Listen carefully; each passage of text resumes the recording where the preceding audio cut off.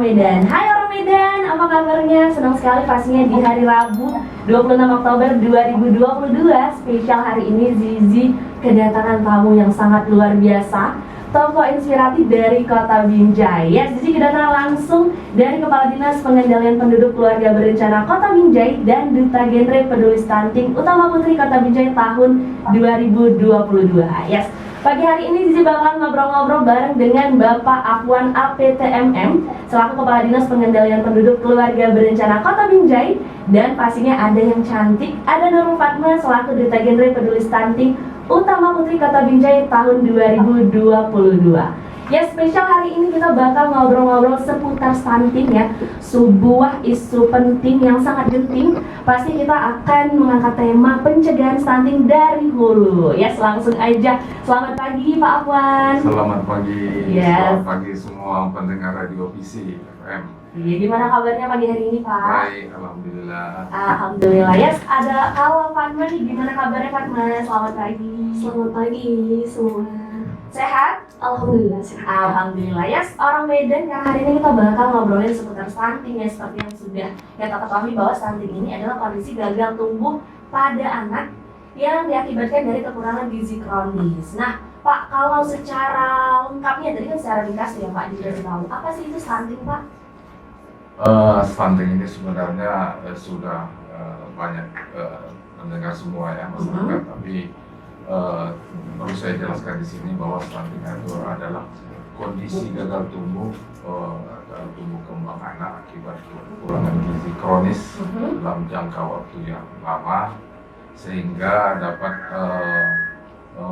mengganggu pertumbuhan yang sering disebut pendek itu. Oke. Nah, apakah dengan anak yang pendek aja tuh Pak bisa langsung kita judge, oh ini stunting gitu? Apakah ada indikator-indikator lainnya Pak? Oh ya, sebenarnya tidak semua pendek itu stunting. Tapi kalau stunting itu udah pasti pendek. Nah, itu dia. Jadi kalau stunting ini selain dia pendek, dia terganggu fungsi kognitifnya, motoriknya juga, kemudian nampak dari wajahnya lebih muda dari umurnya.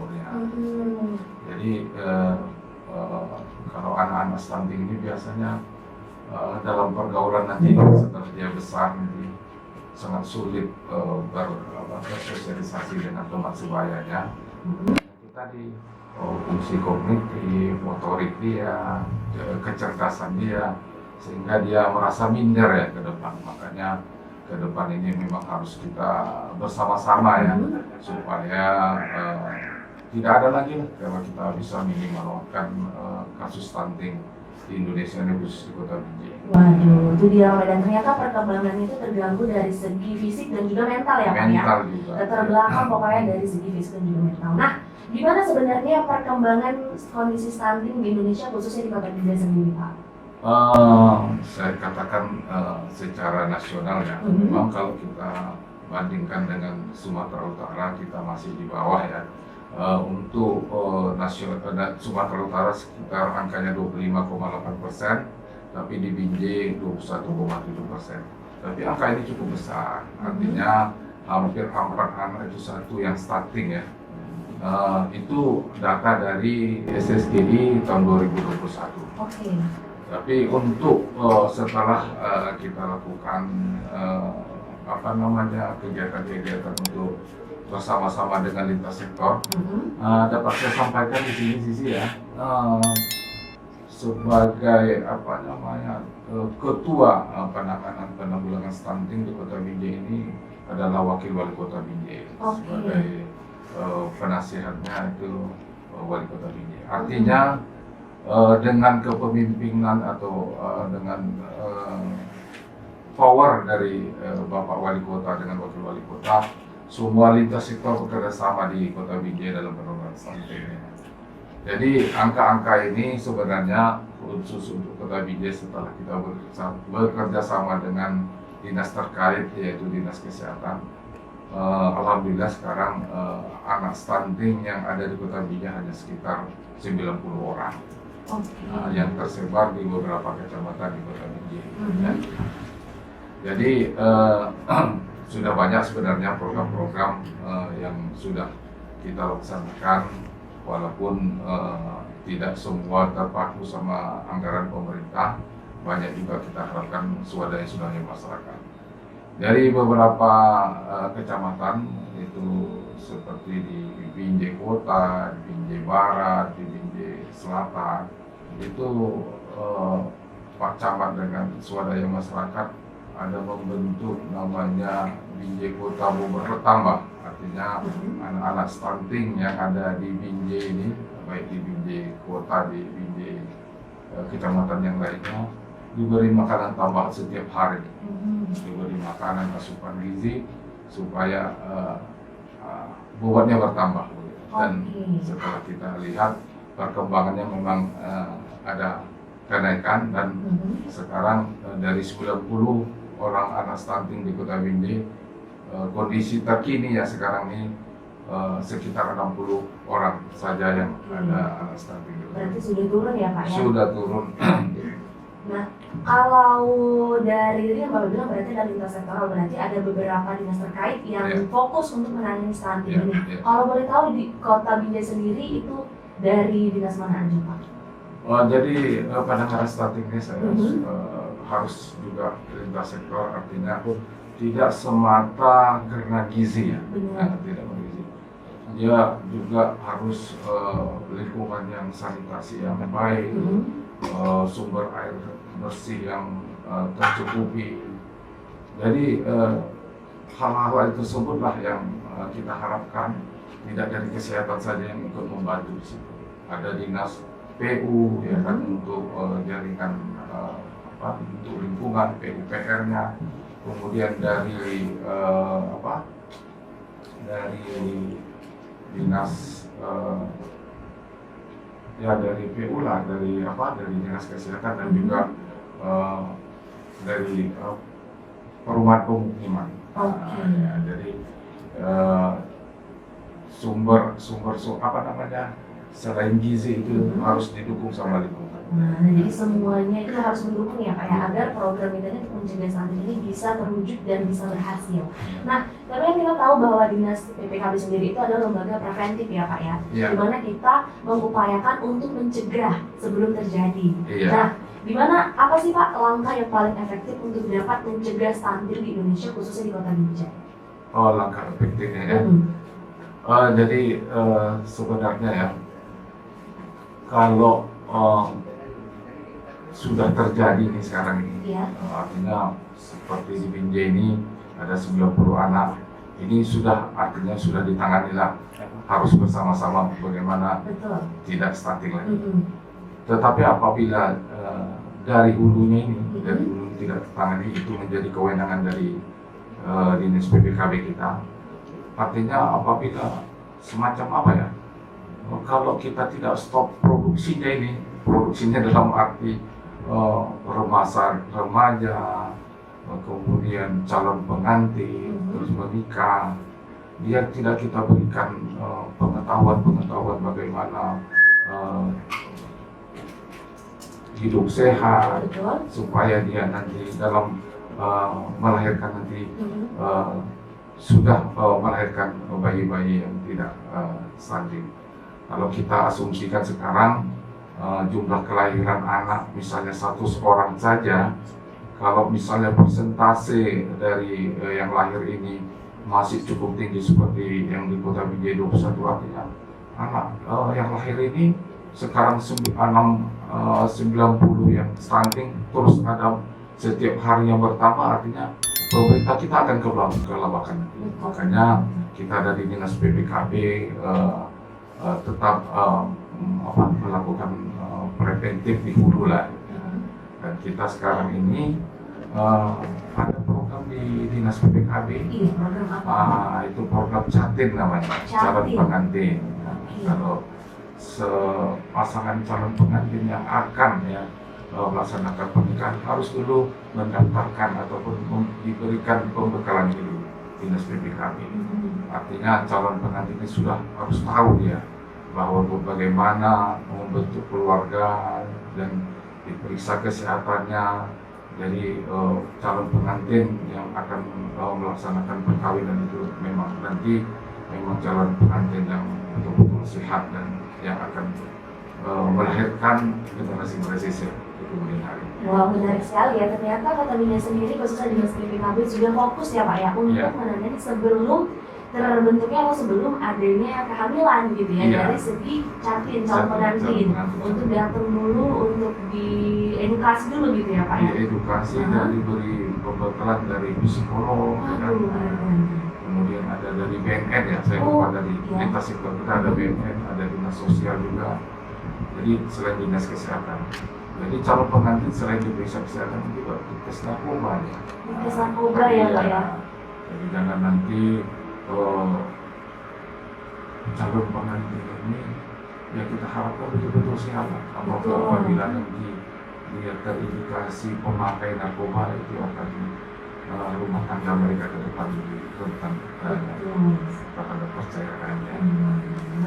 Keren sekali ya. Nah, tapi ini gak kalah keren karena di sini bakal bergeser sejenak ya Pak ya, untuk ngobrol sama yang di sebelah Bapak nih, yang dari tadi sudah senyum-senyum, cantik-cantik ya. Ada Fatma ya, ada Nurul Fatma hari ini. Halo Nurul Fatma. Halo Kak. Ya, ini kan tadi Bapak udah sedikit ya membuka bahwa ada sebuah program Catin ya, berarti kan dikhususkan untuk sosok yang belum menikah gitu ya, berarti lebih fokusnya kepada remaja. Nah, tapi sebelum aku tanya soal keterkaitannya dengan remaja, nah ini katanya Duta Genre Peduli Stunting. Itu apa sih Duta Genre Peduli Stunting? Kepo nih di sini. Iya Kak, jadi Duta Genre tahun ini ada sedikit berbeda dengan Duta Genre sebelumnya. Memang Duta Genre tahun ini sebagai role model juga untuk remaja tetap sama, tapi ada sedikit perbedaan yaitu tambahan peduli stunting, yang artinya Duta Genre tahun ini lebih berfokus kepada penurunan angka stunting gitu kan. Oke, nah berarti ada berbeda dari tahun-tahun sebelumnya, tetap mengurusi remaja ya, tetap fokus menjadi role model, tapi tahun ini tuh lebih fokus kepada stunting. Karena stunting ini isu nasional ya, saat ini sedang digalakkan gitu ya. Iya. Nah, Fatma, gimana sih menurut Fatma keterkaitan antara anak muda ya dengan pencegahan stunting supaya lebih efektif gitu? Iya, memang pencegahan stunting ini memang lebih baik dicegah dari masa-masa remaja, karena kita mengingatkan stunting ini tidak bisa diobati ya, tapi bisa dicegah. Nah, seharusnya di masa-masa remaja inilah kita mempersiapkan bagaimana kehidupan kita di saat nanti berkeluarga. Banyak sekali aspeknya yang pasti ya kan Kak. Terus selain itu juga, misal nih, kalau ada satu keluarga yang tidak memiliki persiapan, misal persiapan finansial nih kan Kak. Jadi keluarga tersebut bagaimana bisa mencukupi nutrisi dan asupan gizi untuk si buah hati. Nah, sedangkan stunting sendiri juga terjadi karena kurangnya nutrisi dan asupan gizi pada anak. Nah, maka dari itu memang penting sekali stunting ini dicegah jauh-jauh hari dari sebelum pernikahan. Waduh, nih jadi untuk yang dengerin nih, mana tahu nih remaja-remaja Pak, nah, lagi di mobil lagi dengerin, oh iya bahas soal stunting, atau juga keluarga yang punya remaja nih sangat penting sekali untuk diedukasi untuk lebih memahami tentang stunting dari dulu ya, dari remaja khususnya. Nah, tapi kan kita melihat sendiri faktanya nih ya di lapangan pada saat ini, apalagi kemarin pas COVID, angka pernikahan ini sendiri itu meningkat karena ya karena banyak nih yang kayak dia sekolah online, kamu bosen sekolah online, udahlah nikah aja biar gak jadi beban keluarga gitu-gitu loh. Iya, Itu gimana? Itu gimana? Iya, memang balik kenyataannya selama pandemi ini banyak sekali terjadi pernikahan dini ya kan Kak. Nah, ini terjadi karena beberapa faktor penyebabnya tuh Kak. Yang pertama itu karena lingkungan dan pergaulan, karena waktu-waktu yang memang seharusnya dipergunakan untuk bersekolah malah dipergunakan untuk hal-hal yang negatif sama remaja-remaja di Indonesia. Nah, seperti contohnya berpacaran. Nah, tidak sedikit dari mereka yang melakukan pernikahan dini itu sudah melakukan seks di luar nikah.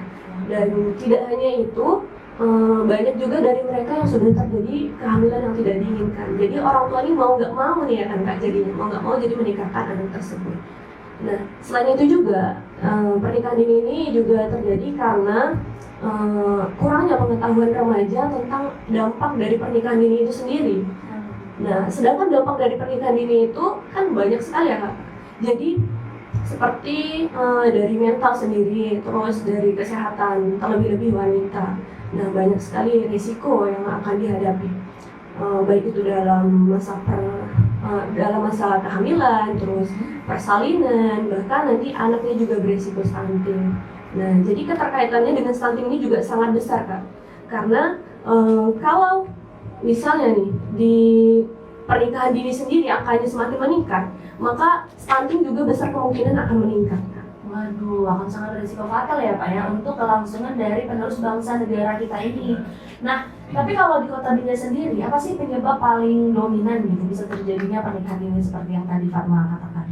Kalau di Kota Binjai sendiri itu lebih ke pergaulan mungkin Kak, karena banyak anak-anak remaja yang memang tidak bisa menempatkan waktu luangnya untuk hal-hal positif. Maka dari itu genre juga diadakan untuk memenuhi itu juga. Jadi remaja-remaja di Kota Binjai ini menjadi remaja yang berkualitas pastinya dan menjauh dari pernikahan dini, seks pranikah dan bangsa. Waduh, keren sekali ya orang Medan ya. Tapi nanti kita bakal lanjut lagi nih ya Pak ya, karena kita di sini masih tungguin orang Medan untuk bisa bergabung juga dengan kita di line telepon pastinya di 061 452 6154, atau mungkin yang kepo ya pengen nanya-nanya langsung ke Pak Afwan dan juga Fatma, bisa langsung WhatsApp aja di 0811 606 8960.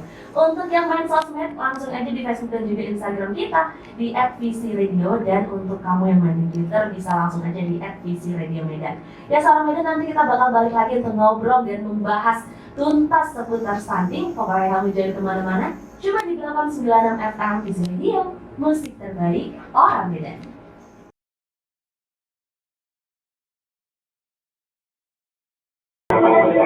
Yes, ada the 1975 looking for somebody to love yang nemenin kamu pastinya namanya di jam 9.44. Dan pasti kita masih bareng dengan Pak Afwan dan juga Nurul Fatma. Ya Pak, masih semangat ya Pak? Iya, tetap semangat. Tetap semangat. Yes, kita bakal lanjut lagi pastinya masih membahas seputar stunting nih. Tadi kan udah disinggung sedikit ya Pak ya dari Nurul Fatma sendiri bahwa ada kaitannya dengan pernikahan dini gitu ya Pak ya. Dengan usia dari pernikahan remaja. Nah, ada nggak sih Pak usia ideal dari BKKBN sendiri ataupun dari PKB supaya remaja-remaja ini tahu cocoknya menikah di usia berapa gitu Pak? Iya. Memang dari pemerintah kan sudah dianjurkan sebenarnya ada usia-usia yang ideal untuk melaksanakan pernikahan atau perkawinan. Itu untuk putri itu 21 tahun dan putra itu 25 tahun. Artinya itulah usia-usia yang ideal yang dianggap kita sudah matang untuk melaksanakan pernikahan atau perkawinan. Oke, nah jadi bisa dicatat nih untuk remaja-remaja, apalagi orang tua yang punya remaja ya Pak ya. Iya. Usianya 21 untuk remaja putri, 25 untuk remaja putra. Nah, emangnya kenapa sih Pak kalau ternyata ada remaja yang milih, "Udah lah, aku nggak mau nikah usia segitu, mau tidak usia ideal." Apa yang dapat ditimbulkan Pak gitu? Sebenarnya kalau kita tinjau ya, dari umur yang 21 ke bawah itu untuk putri itu, sebenarnya mereka itu masih dalam usia-usia belajar ya, sekolah. Kalau terjadi pernikahan di situ kan banyak aspek yang dipengaruhi, ya kan? Terutama itu ada aspek fisik ya kan, artinya secara penelitian fisik mereka belum cukup matang atau dewasa untuk melaksanakan pernikahan. Artinya walaupun secara fisik sudah memenuhi syarat, tetapi faktor-faktor lain mereka masih dituntut untuk belajar, jadi mempengaruhi dia.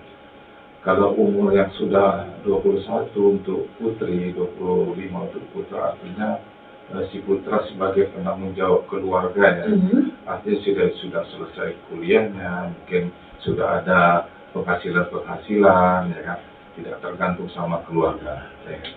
Kalau memang terjadi juga ya kan, pernikahan yang di bawah di usia dia tersebut, kita khawatir juga berpengaruh dari beberapa aspek. Tadi salah satunya tadi sudah sampaikan oleh Fatma, aspek fisik itu kan. Jadi nanti kalau mereka melaksanakan perkawinan kemungkinan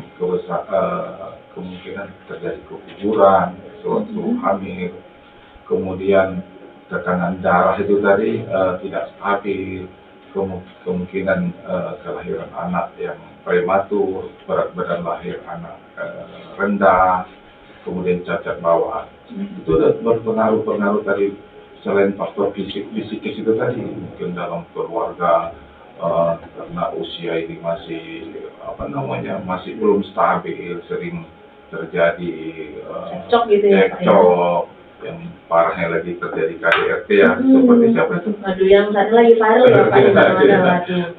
Jadi itu salah satu ya dari aspek fisik. Kemudian dari aspek mental, psikologisnya, ya mereka belum siap menjadi pasangan suami istri. Makanya untuk aspek mental ini, itu kita seperti saya sampaikan tadi, kita ada program catin itu yang setiap calon pengantin itu kita berikan pembekalan supaya mereka siap. Jadi saya himbau juga sekali lagi, setiap pasangan yang mau menikah, calon pengantin haruslah melalui proses catin di BPKB. Sangat besar sekali manfaatnya karena ada kita datangkan ya tim psikolog yang memberikan pembekalan ilmu yang sangat bermanfaat, bagaimana peran ataupun tanggung jawab kita sebagai suami, sebagai istri itu. Jadi pernikahan itu ke depan tuh memang betul-betul yang memang sudah direncanakan, sudah tahu apa yang bakalan mereka hadapi ke depan. Jangan macam pernikahan ini, artinya kalau bahasa anak muda sur-sur aja ya. Waduh, cuma modal cinta aja ya Pak ya, berarti cinta ya? aja, tanpa ada pembekalan itu. Jadi kita minimal sudah kita kasih pembekalan di dinas, artinya kita sebagai orang pemerintahan kita akan melindungi masyarakat dari hal-hal begitu. Kemudian tadi aspek fisik ya, aspek mental, kemudian aspek ekonomi yang saya sampaikan tadi. Biasanya kalau pernikahan ini masih tergantung ekonominya sama orang tua. Kenapa? Mereka masih memang masa usia sekolah, belum masa usia produktif untuk menghasilkan ya. Artinya apalagi nanti mohon maaf ini terjadi pernikahan dini pada keluarga yang ekonomi yang kurang mampu, ini juga membebani keluarga yang lainnya karena bertambah keluarga di situ, apalagi ada anak nanti, bertambah lagi biaya-biaya untuk menghidupi dengan adanya keluarga baru. Artinya nanti sudah pastilah ya gizi yang diasuh mulai dari sejak hamil sampai melahirkan, kemudian sampai umur 2 tahun itu yang perlu menjadi periode emas ya katanya, yang harus memang kita betul-betul kita perhatikan ya. Jadi aspek-aspek tersebutlah supaya kita ya, saya harapkan bagi pasangan remaja agar lebih mempertimbangkan supaya anjuran pemerintah tersebut harus kita ikuti bersama untuk bagaimana membina keluarga itu ke depan lebih bagus lagi ya. Dan banyak aspek itu ya tadi ya. Waduh, nah jadi ternyata bukan cuma modal cinta aja ya Pak ya? Iya. Atau bukan cuma modal kaya raya, ada uang aja langsung nikah. Iya. Tapi juga harus ada aspek-aspek yang harus dipenuhi tadi seperti yang disebutkan Bapak, ada dari fisik, Iya. mental, psikis, emosional, bahkan sampai ke ekonomi dan juga sosial ya Pak ya. Ini yang menciptakan nanti remaja-remaja ini punya kehidupan keluarga yang lebih baik pasti di masa yang akan mendatang. Iya, itulah yang kita harapkan. Nah, seperti yang Bapak bilang tadi, berarti kan di Catin itu semuanya ada ya Pak, teredukasi langsung untuk remaja-remaja. Nah, boleh diinformasikan Pak, mungkin di hari apa bisa datang gitu Pak, untuk mendapatkan edukasi tersebut? Ya, sebenarnya informasi ini sudah kita sampaikan, tapi informasi yang dapat kita lihat di kelurahan-kelurahan sudah kita, artinya pemerintahan terkecil di kota kita ini, Kota Binjai ini ada di kelurahan.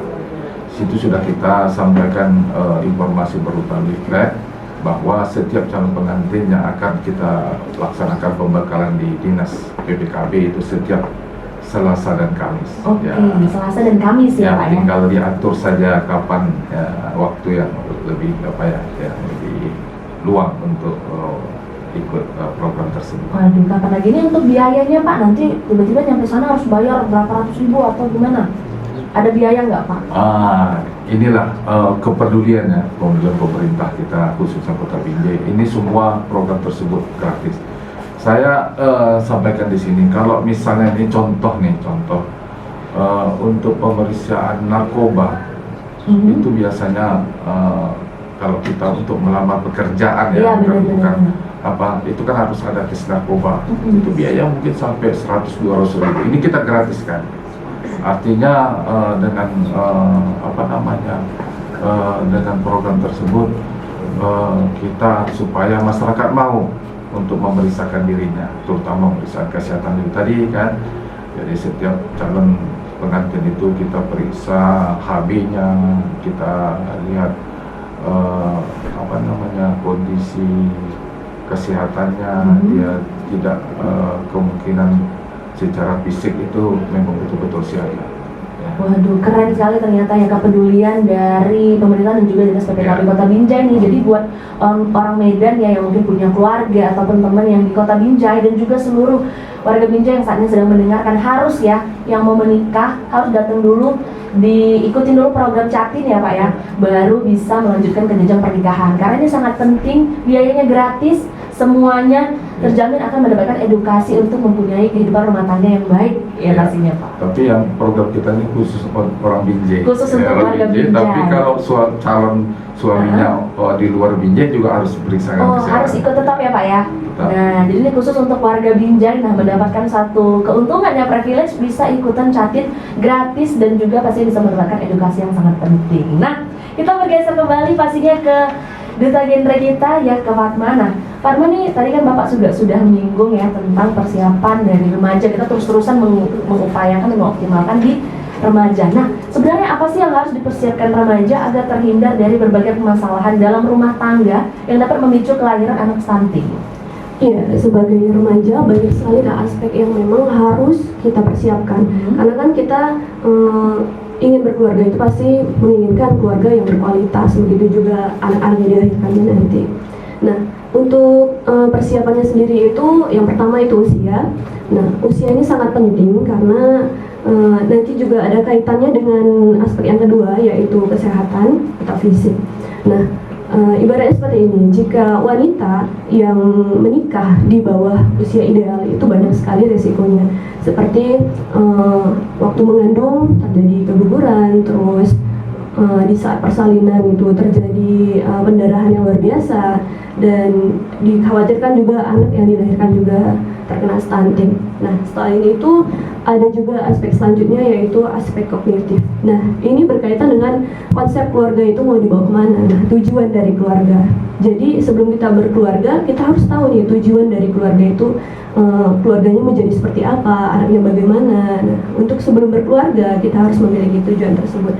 Selain itu juga ada aspek moral dan spiritual. Ini berkaitan dengan keagamaan, sesuai dengan agama. Nah, ini berkaitan dengan adab istri atau suami ke istri ke suami. Nah, selain itu juga ada mental, emosional. Nah, emosionalnya juga sangat penting Kak, karena di dalam berkeluarga pasti banyak konflik yang terjadi. Nah, kalau emosional yang belum stabil, ini bisa membuat keluarga tersebut hancur. Selain itu ada aspek finansial juga. Nah, untuk menjadikan keluarga yang berkualitas pasti dibutuhkan finansial untuk kebutuhan istri atau anak dan lain sebagainya, ya kan Kak? Nah, selain itu juga ada aspek sosial. Ini berkaitan dengan hubungan antara suami dengan keluarga si istri atau istri ke keluarga suami. Nah, itu juga sebelum menikah kita harus mempersiapkan aspek-aspek tersebut. Selain itu juga ada aspek komunikasi interpersonal dan komunikasi asertif. Komunikasi ini pastinya juga sangat penting karena di dalam berkeluarga pasti banyak konflik yang terjadi. Nah, kalau kita tidak bisa mengkomunikasikannya dengan baik, pasti konflik tersebut tidak bisa terselesaikan dengan baik. Nah, selain itu ada juga aspek lain, yaitu life skill. Ini merupakan kecakapan hidup di mana tujuannya kalaulah nanti ada terjadi sesuatu yang tidak diinginkan seperti finansial kita yang buruk. Seperti kemarin kita juga banyak ya mendengar berita banyak yang diberhentikan secara tiba-tiba. Nah di saat pandemi, nah dengan life skill ini kita bisa mengatasi hal tersebut. Oke, bisa membuka mungkin lapangan-lapangan pekerjaan ya. Jadi ketika mungkin terjadi hal-hal yang tidak diinginkan, pemberhentian secara sepihak, kita tetap punya kehidupan, tetap punya pekerjaan gitu ya. Nah, tapi Fatma gimana nih dengan tanggapan, kan ada tuh ya Pak yang kadang ngomong zaman dulu, kadang kan ngait-ngaitin ya Pak ya, orang tua zaman dulu tuh nggak apa-apa nih kami umur 17 tamat sekolah nikah gitu. Kenapa zaman sekarang harus 21 dan 25? Nah, itu gimana kita menanggapinya?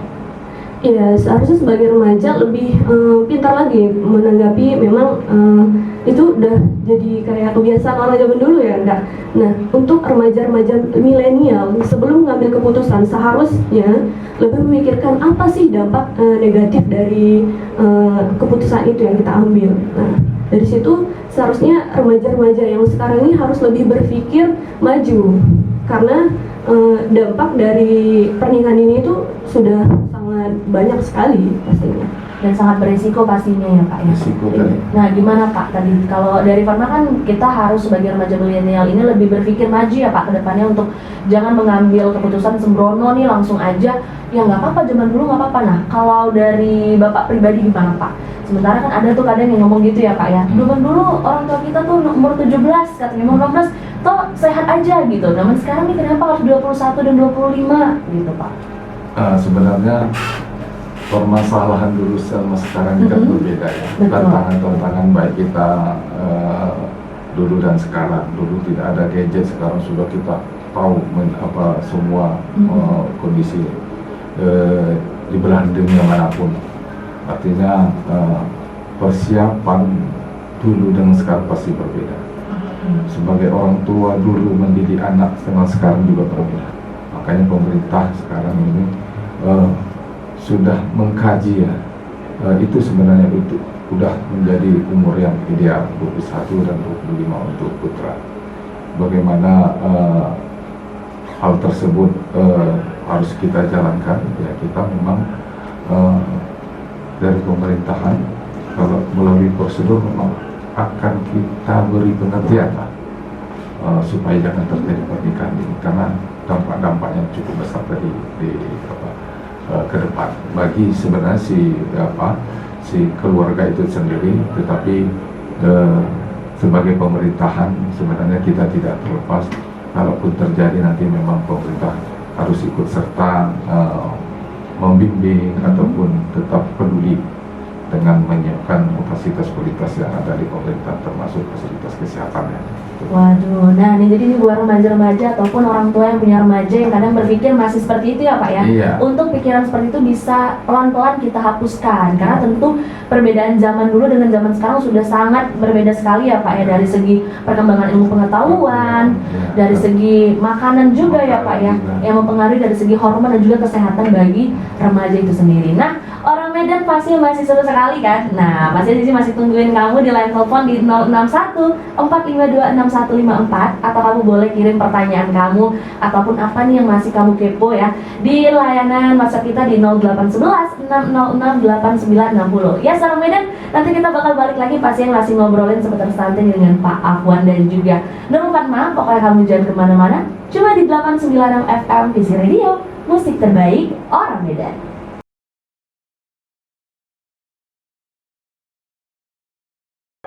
26 FM Visi Radio, musik terbaik orang Medan. Ya, barusan kamu dengerin ada peneman malam sepi yang nemenin kamu di jam 10:08. Ya, pastinya kamu hari ini nggak Sepi ya, dan nggak kesepian karena kita masih bareng dengan Pak Afwan dan juga Nurul Fatma. Pastinya masih bahas seputar stunting, benar ya Pak ya? Ya, stunting terus karena ini isu penting ya Pak, ini juga genting gitu. Nah Pak, tadi kan kita udah banyak sekali membahas dari segi faktor, pencegahan dan sebagainya macam. Nah, kalau yang seharusnya dilakukan nih Pak oleh orang tua dan remaja dalam pencegahan stunting sejak dari dulu ini, kira-kira apa aja Pak? Saya dulu. Iya Pak, dari Bapak. Jadi pencegahan stunting dari hulu ini kita harapkan para orang tua mulai dari awalnya ya, apa umur perkawinan itu Mas? jangan tetap mengacu kepada 21 tahun untuk putri, 25 tahun untuk putra, ya kan?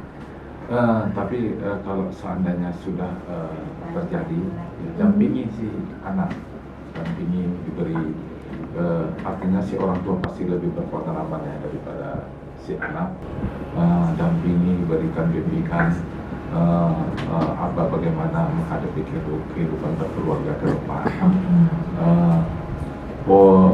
Sekarang kita sebagai orang tua, itu saya sampaikan, berbeda dulu dengan sekarang. Dulu kalau kita, apalagi di zaman saya, dulu orang tua cuma bilang perintah, ini kita laksanakan, tidak ada komunikasi dua belah pihak. Kalau sekarang ini kita harapkan orang tua dengan si anak itu harus ada komunikasi, harus ada semacam demokrasi lah dalam berkeluarga. Artinya kita dalam membimbing, mendidik anak ini tidak hanya otoriter, harus kita lebih banyak mendengar, ya kan? Jangan mengkritik, beri kebebasan mereka menyampaikan, kita hanya mengarahkan bagaimana ke dia memberikan pendapat. Oke, nah ini berarti kaitannya ada dengan pola asuh dari orang tua ke anak ya Pak ya? Iya, pola asuh orang tua. Nah, jadi sebaiknya pola asuh seperti apa yang cocoknya diterapkan nih Pak orang tua, mengingat remaja ini kan adalah fase kehidupan manusia yang paling kompleks. Masalahnya tuh kayaknya banyak Pak kalau remaja ini. Dan juga pasti penuh drama nih Pak, ada aja permasalahannya, masalah cinta lah, masalah karir lah, pertemanan gitu. Jadi gimana pola asuh sebaiknya yang cocok diterapkan dari orang tua ke remaja Pak? Itu tadi, pola asuhnya itu demokrasi itu tadi. Tidak boleh kita hanya memaksakan kehendak, kita juga harus menerima masukan-masukan dari mereka. Ya. Jadi ada timbal balik lah, dan tetap kita memberikan karena kita pasti lebih berpengalaman mereka, mungkin pengalaman kita sebagai pembanding bagi mereka. Ya. Saya kira orang tua harus belajar ya mengenali perubahan yang terjadi pada kebutuhan apa yang dulu pada masa remaja, ya kan. Kita sebagai orang tua juga lebih memperkuat bonding antara orang tua dengan anak ya Pak, supaya mereka terbuka ya, terbuka menceritakan permasalahannya ke kita. Jangan mereka menutup diri, tiba-tiba terjadi kita sudah terlambat ya. Kemudian lebih banyak, itu saya katakan, lebih banyak mendengar kita ya kan, kurangi kritikan. Kalau seandainya mereka melakukan yang bagus, kita berikan pujian ya kan, apresiasi untuk ya Pak ya, untuk memotivasi dia kan.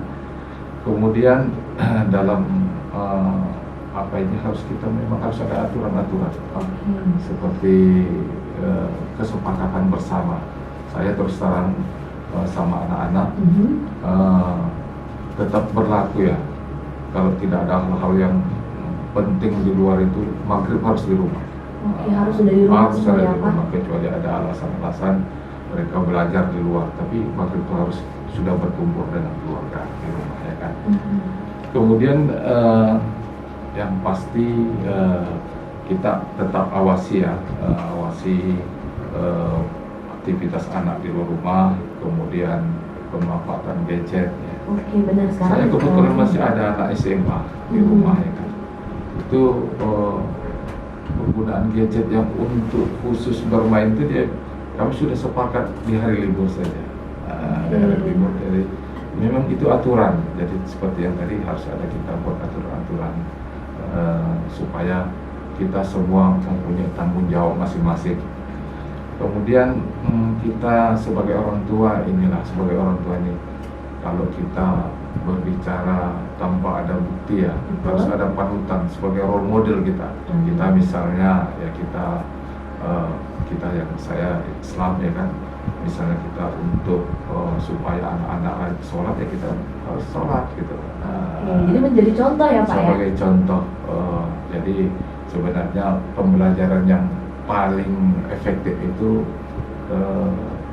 tadi sebagai panutan ya, sebagai contoh kita, itu lebih bisa diterima si anak. Oke.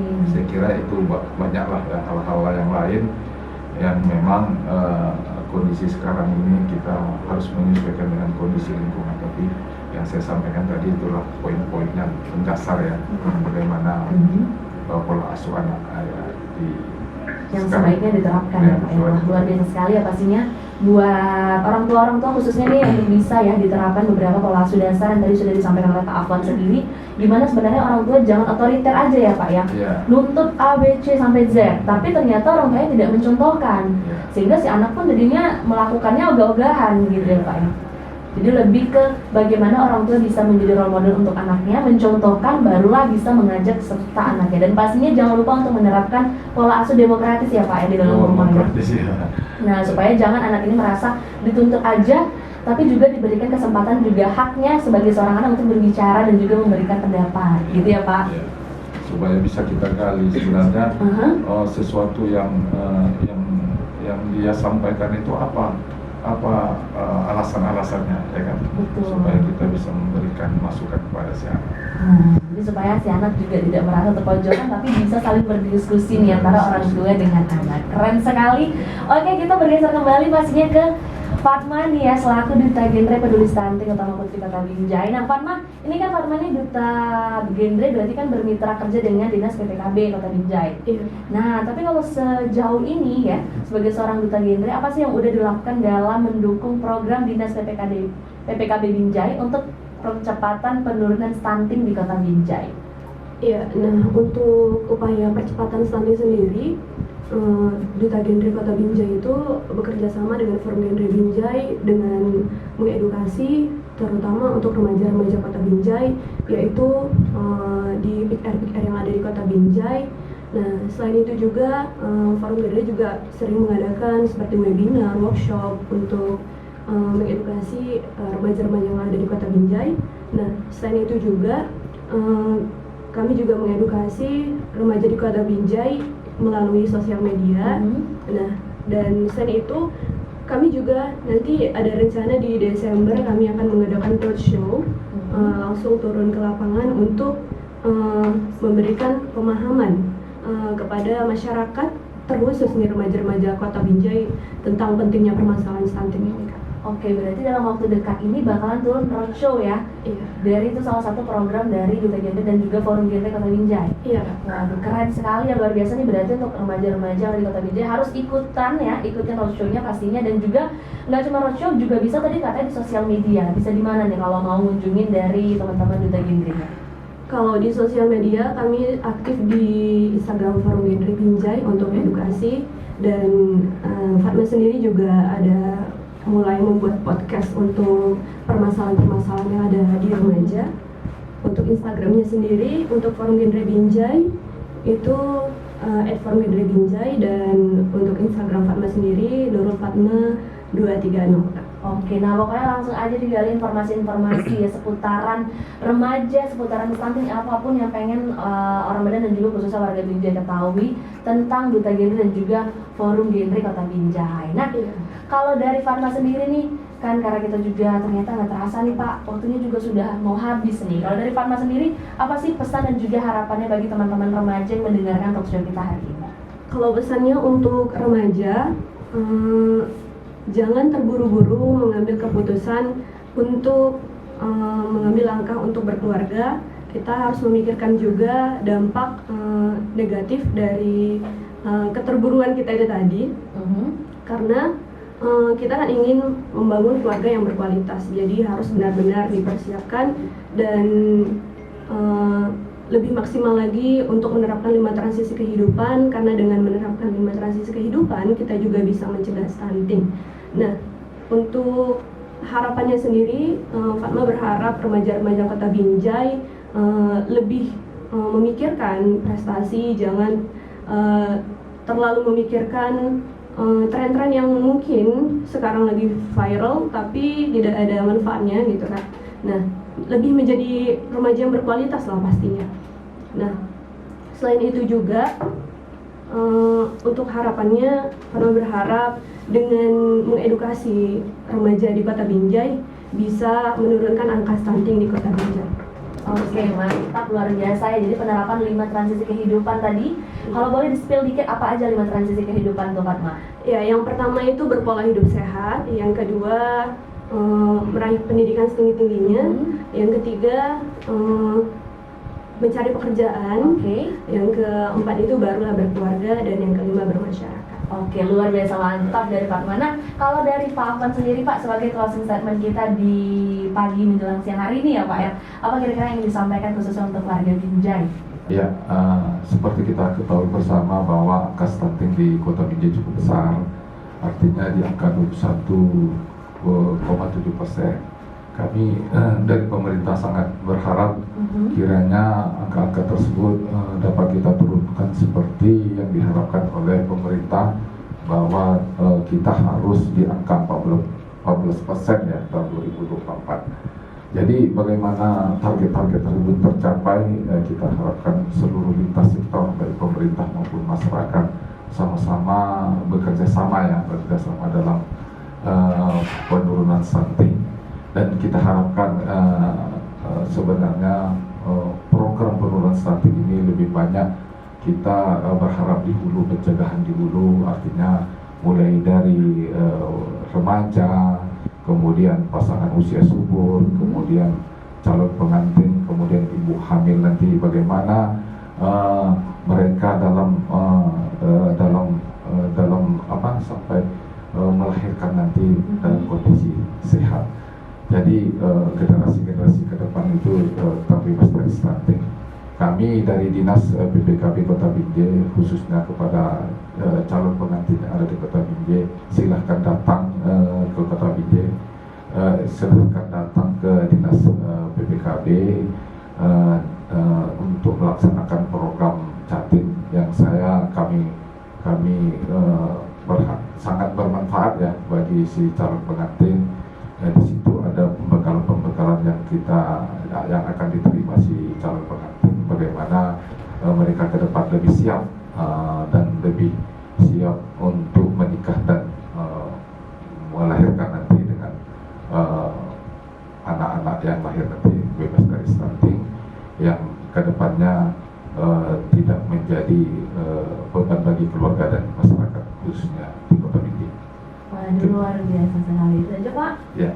Nah, orang Medan nggak terasa nih ternyata sudah 60 menit kita berbincang. Iya, pasti untuk warga Medan dan juga warga Binjai dengan kita ya.